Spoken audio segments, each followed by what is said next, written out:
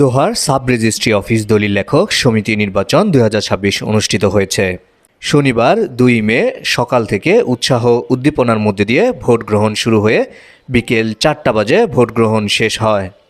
পরে সকলের উপস্থিতিতে ভোট গণনা শেষে ফলাফল ঘোষণা করা হয়। নির্বাচনে সভাপতি পদে ৫৩ ভোট পেয়ে নির্বাচিত হন মোহাম্মদ নুরুল ইসলাম খান ও তার প্রতিদ্বন্দ্বী প্রার্থী মোহাম্মদ বাদল হোসেন ২৮ ভোট পেয়েছেন। সাধারণ সম্পাদক পদে ৪৫ ভোট পেয়ে নির্বাচিত হন মোহাম্মদ এমারত হোসেন। তার প্রতিদ্বন্দ্বী প্রার্থী মোহাম্মদ আবুল বাশার ৩৭ ভোট পেয়েছেন।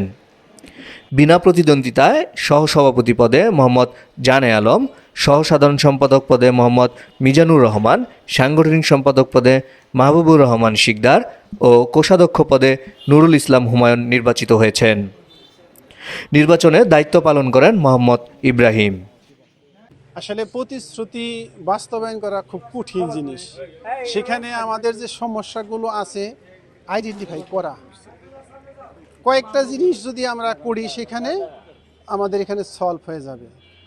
মানুষের যেমন একটা টয়লেটের ব্যবস্থা সুন্দর, এই একটা ব্যবস্থা করলে অনেক দূর থেকে আসে, অনেক সমস্যা হয়, সেটা অফিস কন্টিনিউ করার জন্য আমরা সিদ্ধান্ত নিছি এবং দুর্নীতিমুক্ত জানি থাকতে পারি সেজন্য আমরা তো চেষ্টা করবই। সঙ্গে আপনারা যারা মিডিয়া ভাইরা আছেন অবশ্যই আমাদের সার্বিক সহযোগিতা করবেন।